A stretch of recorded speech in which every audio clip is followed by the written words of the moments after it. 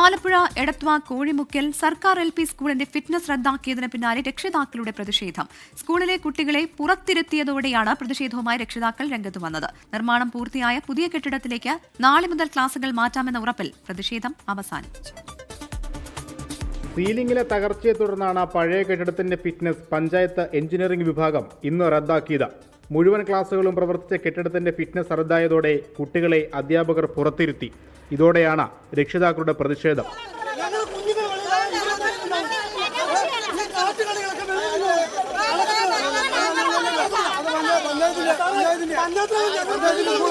രേഖാമൂലം ഞങ്ങൾക്ക് എഴുതി തരണം, ആ ബിൽഡിംഗ് ശരിയാക്കി തരാമെന്നുള്ളത് രേഖാമൂലം എഴുതി തരണം. കുഞ്ഞുങ്ങളെ തിരിച്ച് ഫിറ്റ്നസ് ഇല്ലാത്ത നേതൃത്വത്തിൽ കേട്ടാനായിട്ട് ഞങ്ങൾ ഒരുക്കമല്ല. 60 ലക്ഷം രൂപ മുടക്കി പുതിയ കെട്ടിടം നിർമ്മിച്ചെങ്കിലും കൈവരി പണിയാത്തതിനാൽ ഇതിനും ഫിറ്റ്നസ് ലഭിച്ചിട്ടില്ല.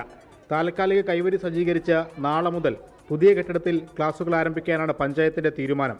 നമ്മുടെ ഈ പുതിയ കെട്ടിടത്തിന് ഫിറ്റ്നസ് മേടിച്ചുകൊണ്ട് നാളെ മുതൽ ഇവിടെ ക്ലാസ് ആരംഭിക്കാനാണ് നമ്മൾ തീരുമാനിച്ചിരിക്കുന്നത്. ഈ കൈവരികൾ താൽക്കാലികമായി വെച്ചുകൊണ്ട് നിബന്ധനകളോടുകൂടി തന്നെ ഫിറ്റ്നസ് മേടിച്ച് നാളെ ക്ലാസ് തുടങ്ങാം. 4 ക്ലാസുകളിലെ കുട്ടികളെ 2 മുറികളിൽ ഇരുത്തിയാണ് താൽക്കാലിക സംവിധാനം. ഇത് ശാശ്വത പരിഹാരമല്ലെന്ന് രക്ഷിതാക്കൾ ആവർത്തിക്കുന്നു. പഴയ കെട്ടിടത്തിന്റെ അറ്റകുറ്റപ്പണികൾ ഉടൻ പൂർത്തിയാക്കുമെന്നും പഞ്ചായത്ത് അധികൃതർ വ്യക്തമാക്കി. 24 ആലപ്പുഴ. ലോകത്തെവിടെയായാലും ഏത് സമയത്തും 24 വാർത്തകളും ഓഗ്മെന്റഡ് റിയാലിറ്റി പാക്കേജുകളും എക്സ്പ്ലെയിനറുകളും വിശദമായി കാണാൻ ഞങ്ങളുടെ YouTube ചാനൽ നിങ്ങൾക്ക് സബ്സ്ക്രൈബ് ചെയ്യാം.